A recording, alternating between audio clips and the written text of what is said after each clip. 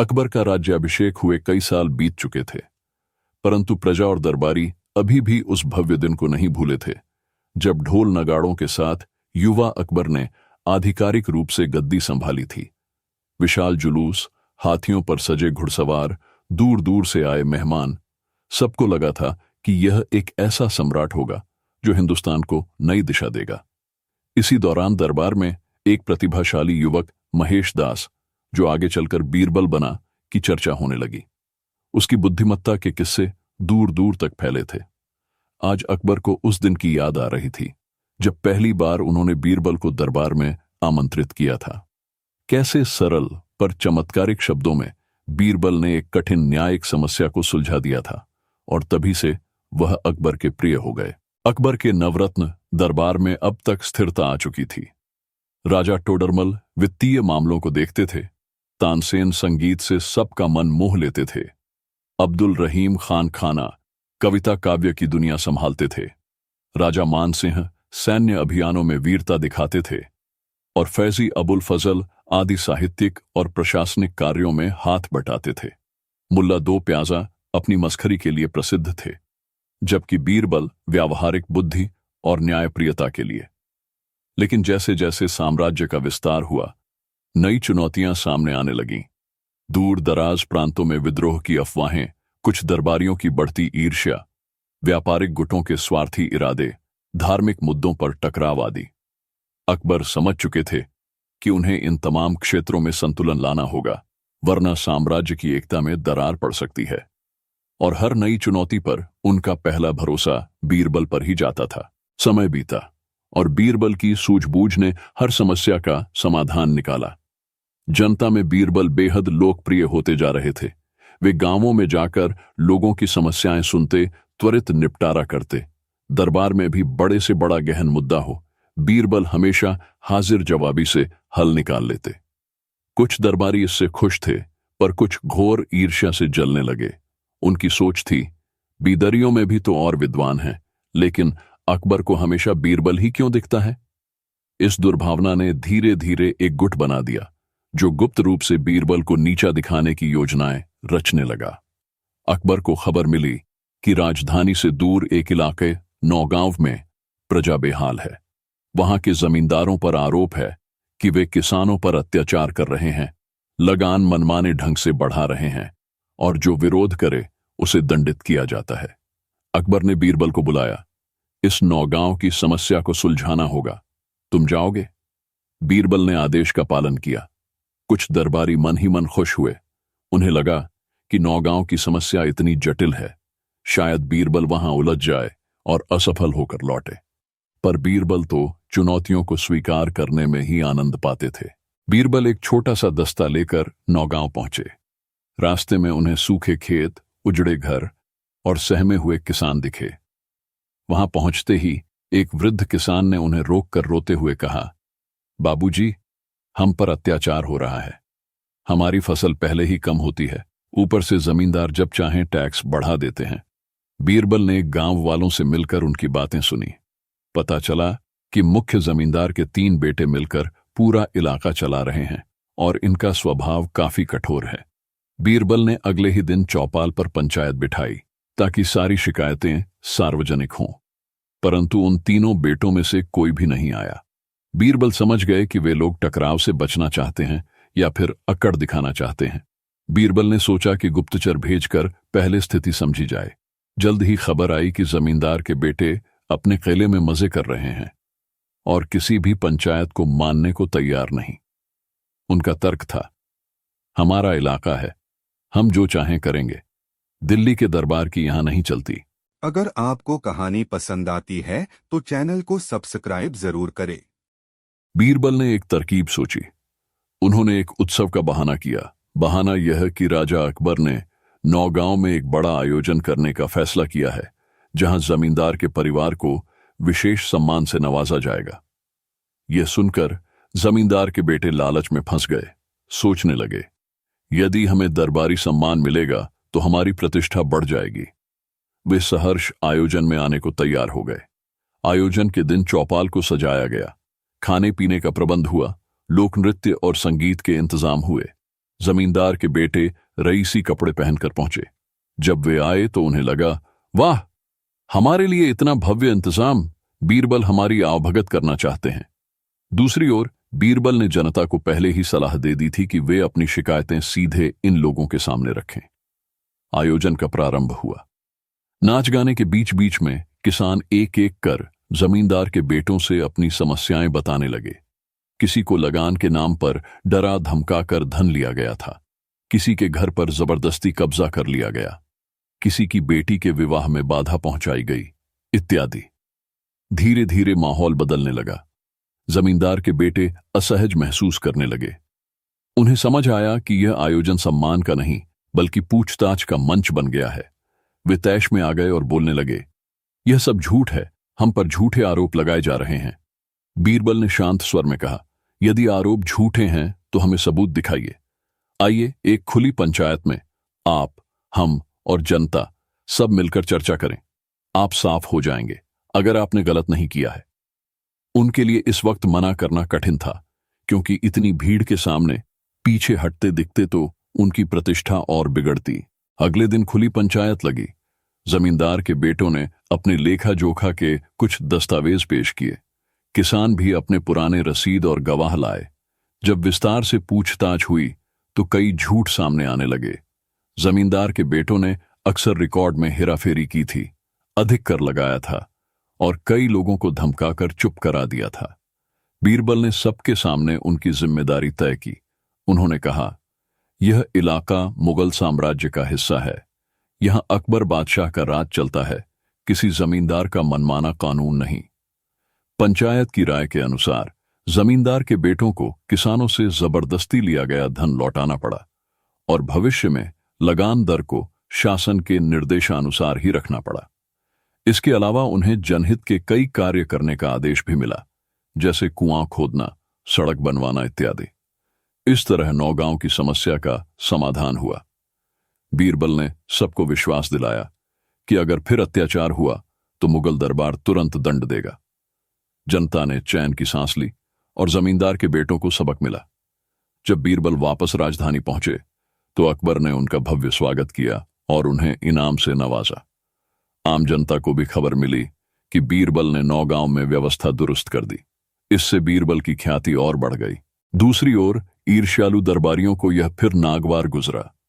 उन्होंने मिलकर एक और योजना बनाई। किसी भी तरह बीरबल को ऐसे विवाद में फंसाया जाए जहां उनका निर्णय गलत साबित हो जाए या राजा उनसे नाराज हो जाए। उन्हें बस मौके की तलाश थी। राजकोष से सूचना आई कि कुछ स्वर्ण मुद्राएं, सोने की मोहरें गायब हो गई हैं। रात को कोषागार बंद रहता है, फिर भी किसी ने अंदर घुसकर चोरी कर ली। अकबर ने क्रोध में कहा, यह कैसे संभव है? हमारे सैनिक क्या कर रहे थे? सबके चेहरे पर डर छा गया। ऐसी चोरी ऐतिहासिक रूप से पहली बार हुई थी। अकबर ने बीरबल को जांच करने को कहा। बीरबल ने चोर की चाल समझने के लिए सारे पहरेदारों से पूछताछ की, जगह जगह दगा देखने की कोशिश की। कोई सुराग नहीं मिला। बीरबल ने एक चतुर योजना बनाई। उन्होंने कोषागार के द्वार पर एक कथित जादुई घंटी लगवा दी और सबको ऐलान किया, जिसने चोरी की है वह जैसे ही इस घंटी के पास से गुजरेगा, घंटी अपने आप बज उठेगी। जादुई घंटी की बात सुनकर सारा महल चकित था। पहरेदार भी सोचने लगे कि कहीं वाकई यह घंटी खुद बज उठी तो चोर पकड़ा जाएगा। यह वस्तुतः बीरबल का मनोवैज्ञानिक दांव था। दरअसल घंटी साधारण थी, पर बीरबल ने अफवाह उड़ा दी कि यह दिव्य घंटी है। जिन भी सैनिकों ने या किसी ने चोरी की होगी, वह घंटी के पास से गुजरते हुए डर के मारे कुछ न कुछ हरकत अवश्य करेगा। 2 दिन तक कोई हलचल नहीं हुई। तीसरे दिन अचानक रात में पहरेदारों ने देखा कि घंटी बज पड़ी, मगर वहां कोई नहीं दिखा। सच यह था कि चोर ने डर के मारे किसी गुप्त रास्ते से घंटी को छू दिया। सोचा कि मैं सावधानी से निकल जाऊंगा, लेकिन हल्की सी छुअन से घंटी खनक उठी। पहरेदार चौकन्ने हो गए और उसी दिशा में दबे पांव गए। देखा तो एक सैनिक भागने की कोशिश कर रहा था। पकड़े जाने पर उसने कबूल किया कि उसी ने चाबियों की नकल बनाकर चोरी की थी। इस प्रकार चोरी का मामला सुलझा। अकबर ने फिर बीरबल को शाबाशी दी कि बिना हथियार चलाए उन्होंने चोर को पकड़वा दिया। राजधानी में एक दूसरे सूबे का राजकुमार आया जिसका नाम आदिल शाह था। वह देखने में बड़ा शालीन था, पर उसकी छवि एक धूर्त व्यक्ति की थी। कहते थे कि वह दूसरे दरबारों में जाकर षड्यंत्र रचता है, राजा को मीठी बातें करके फायदा उठाता है। अकबर ने उसका स्वागत किया। आदिल शाह बोला, महाराज, मैंने सुना है कि आपके दरबार में बड़ा न्याय होता है। मैं भी आपके न्याय के दर्शन करना चाहता हूं। अकबर ने कहा, जरूर, हमारे दरबार में सच्चाई को तरजीह मिलती है। अंदर ही अंदर आदिल शाह कुछ योजना बना रहा था जिसे कोई नहीं समझ पाया। अगले ही दिन आदिल शाह ने दरबार में घोषणा की, मेरे साथ अन्याय हुआ है। मेरी सबसे प्रिय तलवार गायब है और मुझे संदेह है कि कल रात इसे बीरबल ने लिया है। यह सुनकर सब हक्के बक्के रह गए। बीरबल और चोरी? यह तो बिल्कुल असंभव था। अकबर को भी विश्वास न हुआ, पर आदिल शाह ने बड़ी शिद्दत से कहा, मैंने बीरबल को देखे जाने की अफवाह सुनी है कि वह रात्रि में मेरे निवास स्थल के आसपास घूम रहा था। अकबर ने गहरी सांस ली और आदिल शाह से सबूत मांगा। आदिल शाह बोला, सबूत तो नहीं, पर मैंने अपने सेवकों से सुना। अकबर को लगा कि यह सरासर झूठ है, पर दरबार की मर्यादा में जांच कराना जरूरी था। बीरबल बिल्कुल शांत थे, मानो उन्हें पता हो कि यह एक धोखा है। अकबर ने तुरंत जांच शुरू करवाई। आदिल शाह के सेवकों से पूछताछ हुई। कोई भी पुख्ता बात नहीं बता पाया। उन्होंने केवल अंदेशे या अफवाह का हवाला दिया। एक दिन बीत गया, तलवार नहीं मिली। आदिल शाह ने कहा, अगर तलवार नहीं मिलती तो मैं इसे अकबर दरबार की नाकामी समझूंगा। अकबर ने बीरबल को अलग से बुलाया। मुझे पता है यह तुम्हारे खिलाफ षड्यंत्र है, पर हमें सावधानी से इससे निपटना होगा। बीरबल ने कहा, महाराज, मुझे पूरा यकीन है कि आदिल शाह खुद इस अफवाह का जन्मदाता है। वह कुछ और ही चाहता है। मैं इसका उपाय करूंगा। अकबर ने भरोसा जताया। ठीक है, मैं देखना चाहता हूं कि तुम क्या चिल्ला रहे हो। बीरबल ने एक योजना बनाई। उन्होंने आदिल शाह के सेवकों को अलग अलग बुलाकर बयान लिया। फिर उन्होंने एक अफवाह फैलाई कि उन्होंने एक जादुई मटकी प्राप्त की है जो चोर का नाम बता देती है।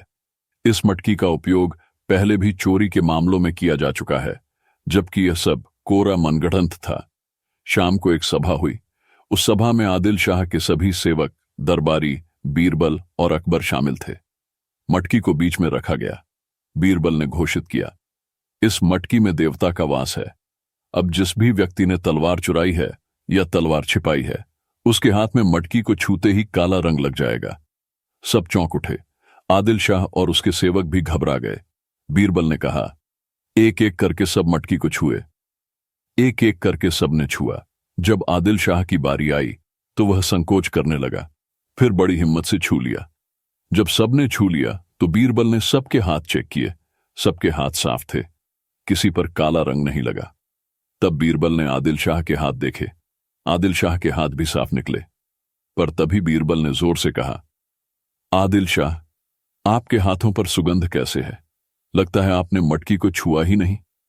असल में बीरबल ने मटकी के अंदर कालिख नहीं बल्कि सुगंधित तेल लगाया था। जिसने सचमुच अंदर हाथ डाला उसके हाथों पर तेल की गंध आनी चाहिए थी। आदिल शाह के हाथों में गंध नहीं थी, मतलब उसने मटकी को छुआ ही नहीं।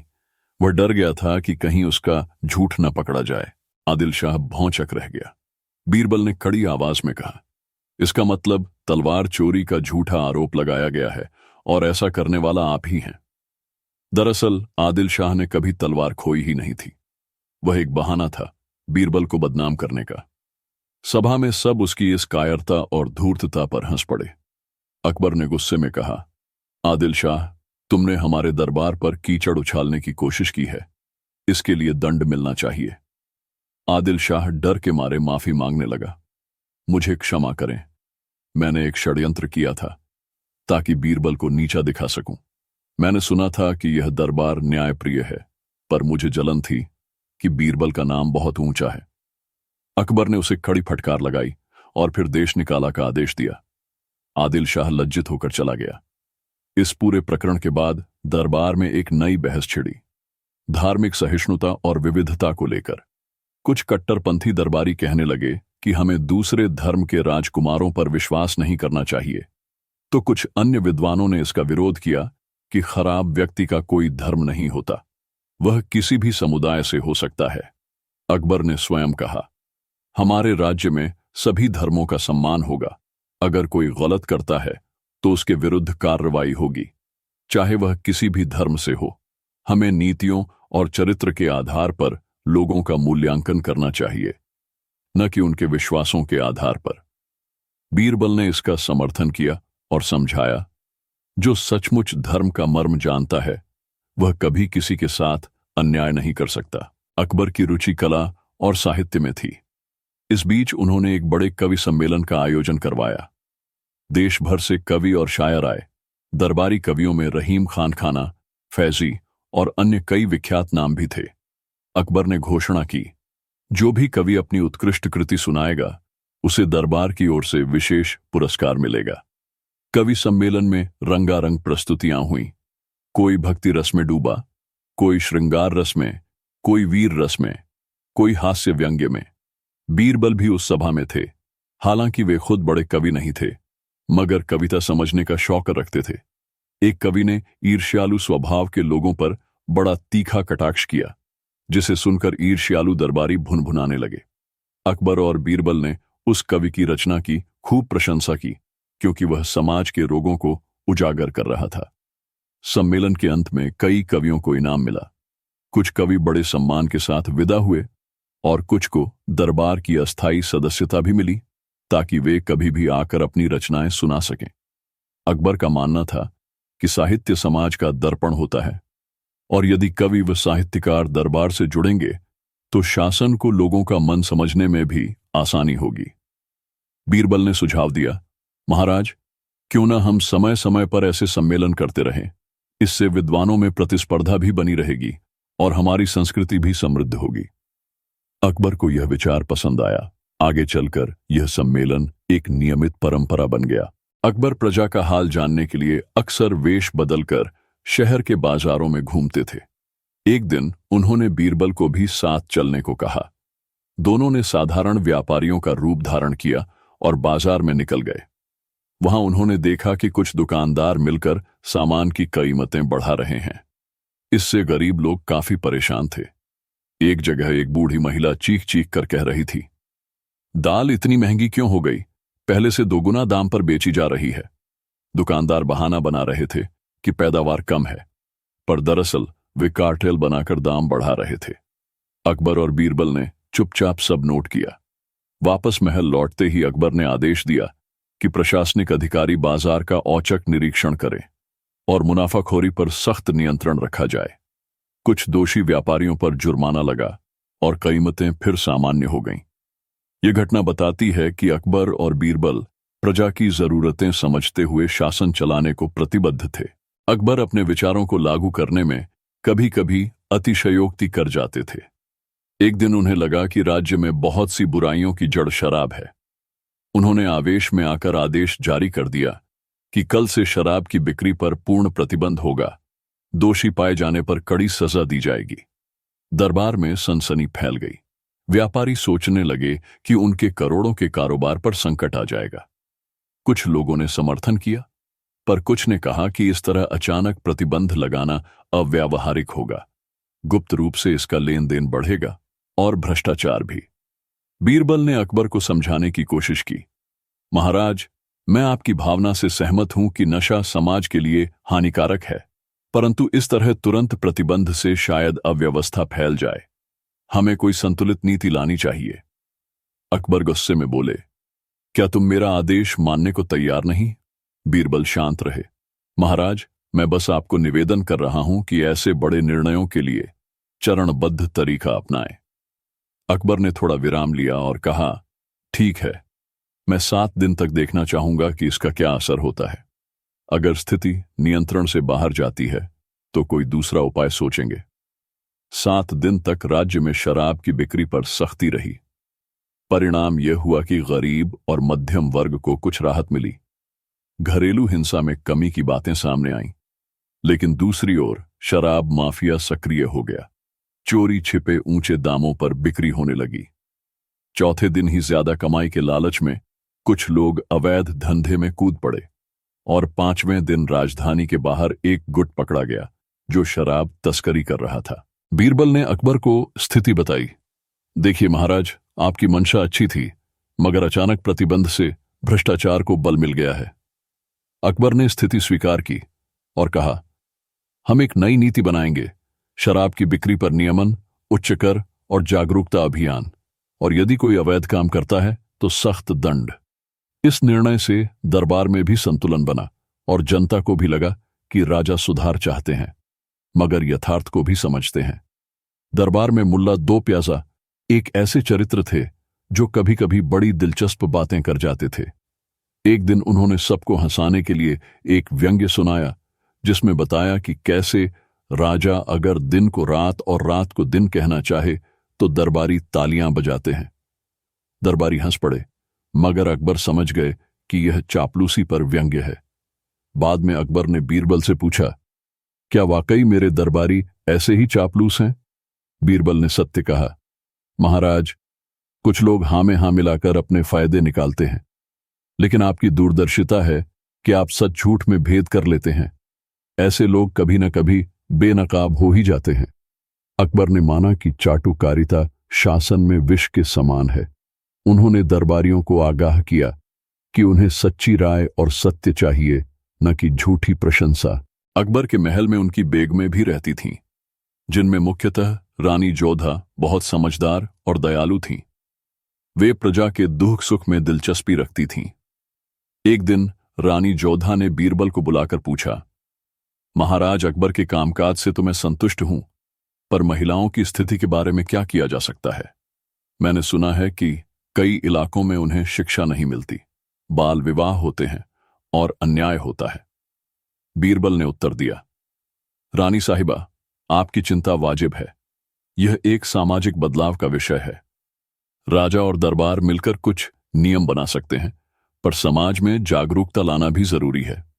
रानी जोधा ने कहा, मैं चाहती हूं कि महल से एक महिला प्रतिनिधि मंडल अलग अलग स्थानों पर जाए, वहां की महिलाओं से मुलाकात करे और समस्याएं समझे। बीरबल ने इसका समर्थन किया और अकबर से आज्ञा प्राप्त करके एक स्त्री कल्याण परिषद की स्थापना हुई, जिसने आगे चलकर बहुत अच्छा काम किया। अकबर को शिकार और खेलकूद का भी शौक था। उन्होंने एक विशाल अद्वितीय खेल प्रतियोगिता का आयोजन किया, जिसमें घुड़दौड़, तीरंदाजी, तलवारबाजी, कुश्ती आदि शामिल थे। देश विदेश के योद्धा और खिलाड़ी इसमें भाग लेने आए। राजा मानसिंह इस प्रतियोगिता के मुख्य अधिपति थे और बीरबल भी सलाहकार के रूप में मौजूद थे। एक रोचक खेल रखा गया, तेज घोड़े पर बैठे हुए लक्ष्य को भेदना। यह बहुत ही कठिन था। कई योद्धाओं ने प्रयास किया, पर सफल कम ही हुए। अचानक एक सामान्य से दिखने वाले युवक ने आकर कहा, मैं प्रयास करना चाहता हूं। सबने उसे देखा। उसके कपड़े मामूली थे, पर उसने घोड़े पर बैठकर इतनी कुशलता से तीर चलाया कि लक्ष्य सीधा भेद दिया। दरबार में सब दंग थे। बाद में पता चला कि वह युवक किसान का बेटा है, जिसने बचपन से घुड़सवारी और तीरंदाजी सीखी, पर उसे कोई मंच नहीं मिला। अब अकबर ने उसे शाही सेना में शामिल होने का प्रस्ताव दिया, जिससे उसकी जिंदगी बदल गई। बीरबल ने कहा, महाराज, यही तो आपके शासन का उद्देश्य होना चाहिए। प्रतिभा को सही मौका मिले, चाहे वह किसी भी तबके से हो। अब तक दरबार में दो विचारधाराएं उभर चुकी थीं।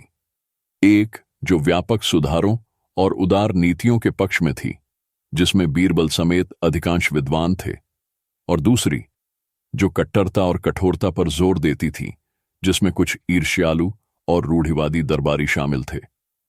दोनों गुटों में अक्सर वाद विवाद होता रहता था। एक दिन कट्टरपंथी गुट के एक प्रमुख दरबारी ने अकबर से कहा, महाराज, इतने उदार आदेश देकर आप अपने राज्य को कमजोर बना रहे हैं। कुछ प्रांतों में लोग हमारे खिलाफ खड़े हो जाएंगे, क्योंकि उन्हें बहुत स्वतंत्रता मिल रही है। अकबर ने प्रतिवाद किया, मैंने देखा है कि दमन से विद्रोह जन्म लेता है, जबकि उदारता से सहयोग मिलता है। हमें जनता का विश्वास चाहिए, न कि उनका डर। बीरबल ने भी समर्थन किया, डर से कभी स्थायी शांति नहीं आती। महाराज का निर्णय बिल्कुल ठीक है। राज्य के दक्षिण पश्चिमी किनारे पर एक छोटी रियासत विद्रोह पर उतारू हो गई। उनके राजा ने तलवार उठा ली, कहा कि मैं मुगलों का अधीन नहीं हो सकता। अकबर ने पहले कूटनीतिक मार्ग अपनाया, संधि का प्रस्ताव भेजा, व्यापारिक समझौते की बात की, पर वहां के राजा ने साफ इनकार कर दिया। स्थिति युद्ध तक जा पहुंची। अकबर ने राजा मान सिंह को सैनिक मोर्चे पर भेजा और बीरबल को कूटनीतिक दल की कमान सौंपी। उन्होंने साथ मिलकर पहले उस राजा को समझाने की कोशिश की कि मुगल साम्राज्य उनके हितों की रक्षा करेगा, मगर वहां के सलाहकारों ने भड़का दिया कि मुगलों के आने से हमारी आजादी चली जाएगी। अंततः एक छोटी लड़ाई छिड़ी, पर बीरबल ने एक चाल चली। उन्होंने स्थानीय मुखियाओं से संपर्क किया, उन्हें समझाया कि युद्ध से सबसे ज्यादा किसान और आम आदमी मरता है। तुम क्यों राजा की जिद की कीमत चुकाओगे? धीरे धीरे कई मुखियाओं ने राजा से दूरी बना ली। राजा के पास समर्थन घटता गया और वह आत्मसमर्पण को बाध्य हो गया। इस तरह बिना बड़े रक्तपात के विद्रोह दब गया और फिर एक संधि पर हस्ताक्षर हुए। इसी दौर में एक रोचक अदालती मसला उभरा। शहर के एक जाने माने हकीम पर आरोप लगा कि उसकी दवा से एक रोगी की मृत्यु हो गई। परिवार ने हकीम पर हत्या का मुकदमा कर दिया। अदालत में सुनवाई हुई। हकीम ने कहा, मैंने पूरी कोशिश की, पर रोगी की हालत पहले से बहुत खराब थी। रोगी के परिजनों ने कहा, दवा खाने के बाद ही उसकी तबीयत और बिगड़ गई। मामला अकबर के दरबार में पहुंचा। अकबर ने बीरबल से जांच करने को कहा। बीरबल ने हकीम के पिछले रिकॉर्ड खंगाले। पता चला कि वह अनेक लोगों का सफल इलाज कर चुका है। उस विशेष रोगी की बीमारी पुरानी थी और दूसरे हकीमों ने भी जवाब दे दिया था। बीरबल ने निष्कर्ष निकाला, चिकित्सा में असफलता पर सभी दोष हकीम पर नहीं मढ़ा जा सकता, जब तक यह साबित न हो कि उसने लापरवाही की या गलत दवा दी। जांच में पाया गया कि हकीम की दवा का रिकॉर्ड अन्य सफल मामलों में भी था और वही दवा कई बार कारगर रही थी। अतः अदालत ने हकीम को दोषमुक्त कर दिया। परिवार को समझाया गया कि रोगी की मृत्यु पूर्व स्थिति के कारण हुई, न कि हकीम की वजह से। अकबर के दरबार की ख्याति अब विदेशी राज दरबारों में भी फैल गई थी। कुछ समय बाद फारस और तुर्की से राजदूत आए।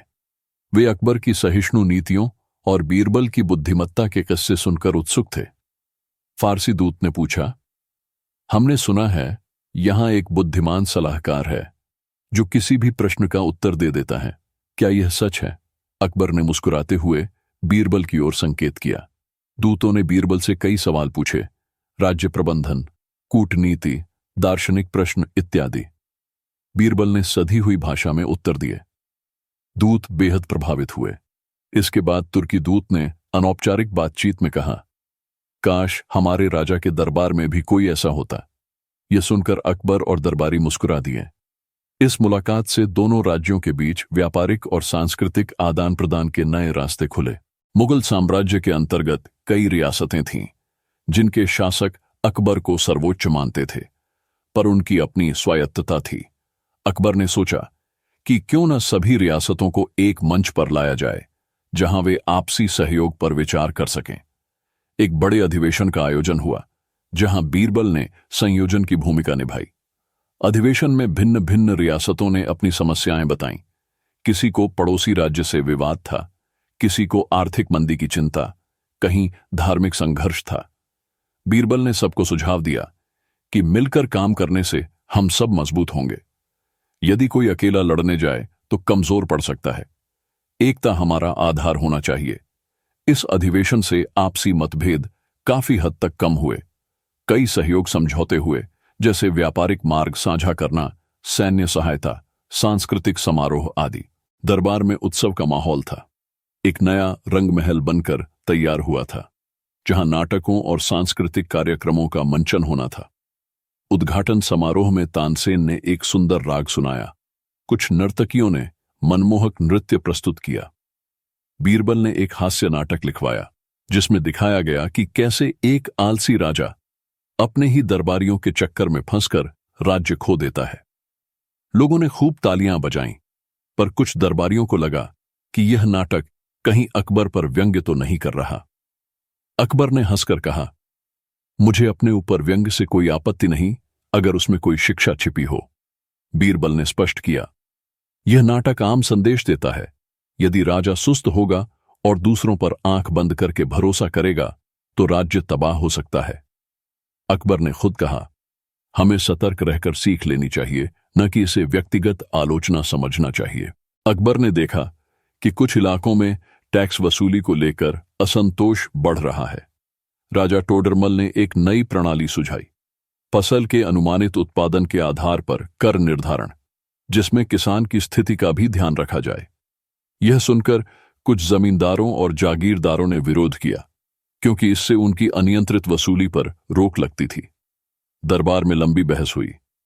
बीरबल ने तर्क दिया कि यदि किसान ही बोझ तले दबता जाएगा तो राज्य कैसे समृद्ध होगा। कर वसूली उचित होनी चाहिए, न कि अत्याचारी। अकबर ने यह नीति लागू की और धीरे धीरे राज्य में आर्थिक स्थिरता आने लगी। कई जागीरदारों की मनमानी पर अंकुश लगा और किसानों को राहत मिली। बीरबल के पारिवारिक जीवन के बारे में बहुत कम बातें होती हैं, पर एक कथा यह है कि उनकी एक पुत्री थी जिसका विवाह योग्य समय आ गया था। बीरबल इस विषय में अकबर से सलाह लेने आए। महाराज, आप तो मेरे संरक्षक समान हैं। मैं चाहता हूं कि मेरी बेटी का विवाह सादगी से हो, पर कुछ लोग कह रहे हैं कि इतनी ऊंची पदवी के व्यक्ति की बेटी का विवाह धूमधाम से होना चाहिए। अकबर ने मुस्कुराकर कहा, बीरबल, यह तुम्हारा पारिवारिक मामला है, पर मैं भी तुम्हारी खुशी में शामिल होना चाहूंगा। तुम जैसा ठीक समझो वैसा करो। बीरबल ने बहुत भव्य आयोजन न करके एक सहज संस्कार किया, जिसमें राज्य के कुछ प्रमुख लोग आए। रानी जोधा और अकबर ने कन्यादान में सहयोग किया। यह शादी एक मिसाल बनी कि ऊंचे पद पर रहते हुए भी सादगीपूर्ण जीवन जिया जा सकता है। दरबार में एक दिन मुल्ला दो प्याजा ने एक अटपटी बात उछाली। मैं दावा करता हूं कि हमारे दरबार में एक नहीं बल्कि कई मूर्ख हैं। सब चौंक गए। अकबर ने पूछा, यह तुम क्या कह रहे हो? मुल्ला दो प्याजा ने कहा, कल मुझे एक मूर्ख ने सवारी के लिए घोड़े की जगह बैल पेश कर दिया, क्योंकि उसे घोड़ा बैल का अंतर पता ही नहीं था। अकबर इस पर हंस पड़े। यह तो उसके अज्ञान की बात है, मगर तुम कैसे कह सकते हो कि हमारे दरबार में कई मूर्ख हैं? मुल्ला ने धीरे से कहा, महाराज, मैं भी मूर्ख हूं कि मैं उस व्यक्ति से बहस करता रहा। वह बात समझ नहीं रहा था और मैं समझाने में समय बर्बाद कर रहा था, इसलिए मूर्ख तो मैं भी ठहरा। बीरबल ने यह सुनकर टिप्पणी की, यदि हम किसी की अज्ञानता पर तर्क करने में व्यर्थ समय लगाते हैं तो हम भी अंशतः मूर्ख ही हैं। दरबार ठहाकों से गूंज उठा, लेकिन यह प्रसंग समझा गया कि कभी कभी बुद्धिमान व्यक्ति भी परिस्थितियों में उलझकर मूर्खतापूर्ण व्यवहार कर बैठता है। अकबर को न केवल अपने राज्य में बल्कि पड़ोसी राज्यों में भी शांति देखना पसंद था। वे अन्य शासकों के साथ मैत्रीपूर्ण संधियां करते, आपसी विवादों को कूटनीति से हल करने का प्रयास करते। बीरबल इसमें उनका बड़ा सहारा थे। एक बार एक अफगान सरदार ने फिर से विद्रोह का बिगुल बजाया। अकबर ने सोचा कि और रक्तपात न हो, इसलिए बीरबल को भेजा। बीरबल ने उस सरदार से सीधी बात की, तुम क्यों हमारे खिलाफ हथियार उठाते हो?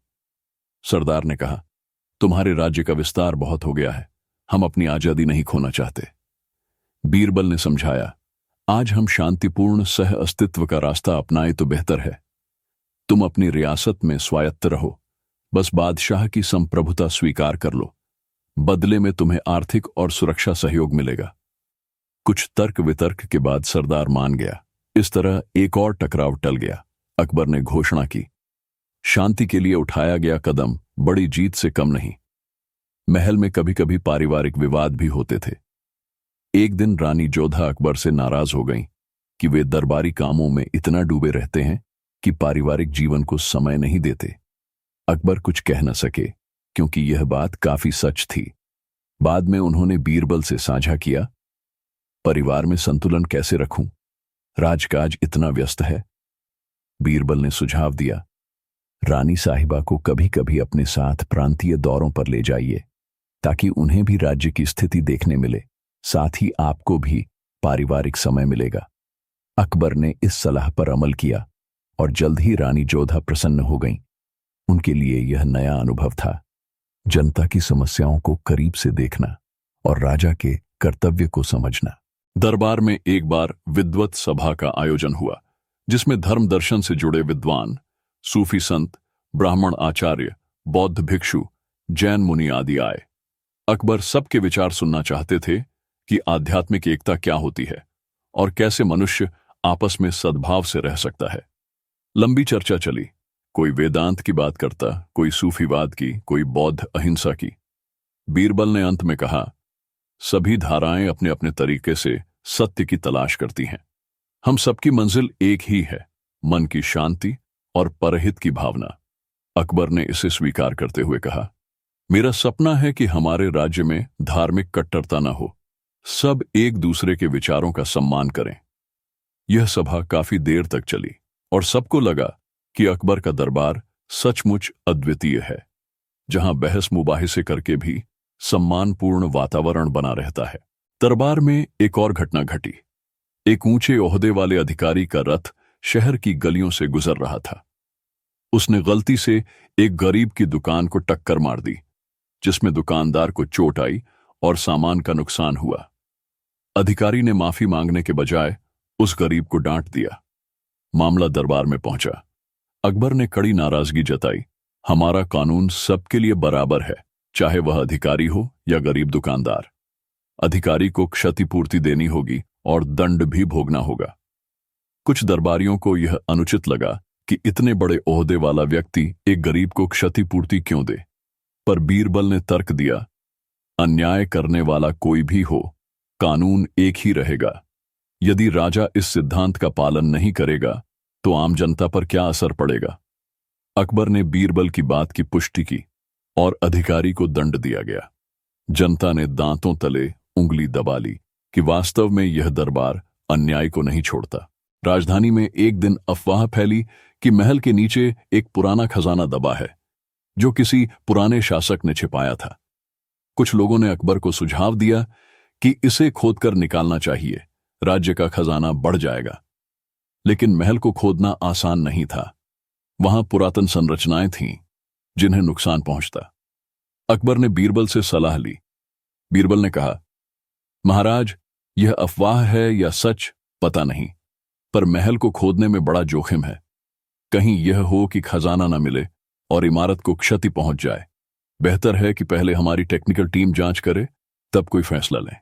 जांच की गई, पर कोई प्रमाण नहीं मिला कि वहां कोई खजाना छिपा है। यह सिर्फ अफवाह निकली। बीरबल ने समझाया, अफवाह कभी कभी हमारी लालच को भड़काती है और फिर हम गलत निर्णय ले बैठते हैं। हमें विवेक से काम लेना चाहिए। अकबर ने घोषणा की, हम इस विषय पर और समय नहीं लगाएंगे, और मामला वहीं खत्म हो गया। अकबर और बीरबल की यह लंबी यात्रा अनेक उतार चढ़ावों से गुजरी।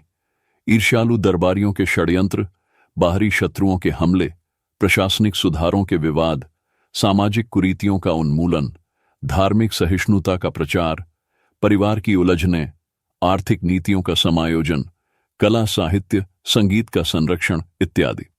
इन सब के बीच जो एक चीज अटल रही वह थी अकबर और बीरबल की मित्रता और उनकी पारस्परिक समझ। अकबर अपनी दूरदर्शिता और न्यायप्रियता के लिए जाने गए, जबकि बीरबल व्यावहारिक बुद्धि, चातुर्य और ईमानदारी के प्रतीक बन गए।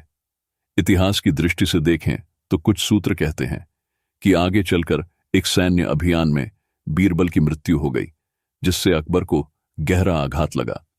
किंवदंतियां बताती हैं कि अकबर ने कहा, मैंने केवल अपना वजीर ही नहीं बल्कि एक अनमोल दोस्त खोया है। अन्य कथाओं में कहा जाता है कि बीरबल ने दरबार से निवृत्त होकर एकांत जीवन बिता दिया। जो भी हो, इतना निश्चित है कि अकबर और बीरबल की जोड़ी भारत के सांस्कृतिक इतिहास में एक अनूठी मिसाल है, जहां राजा और सलाहकार की मित्रता ने एक विशाल साम्राज्य को संभाला, सुधारा और आगे बढ़ाया। आज भी जब हमें हाजिर जवाबी, तर्क और प्रसन्नचित्त बुद्धिमत्ता का उदाहरण देना होता है, तो बीरबल का नाम अनायास ही जुबान पर आ जाता है।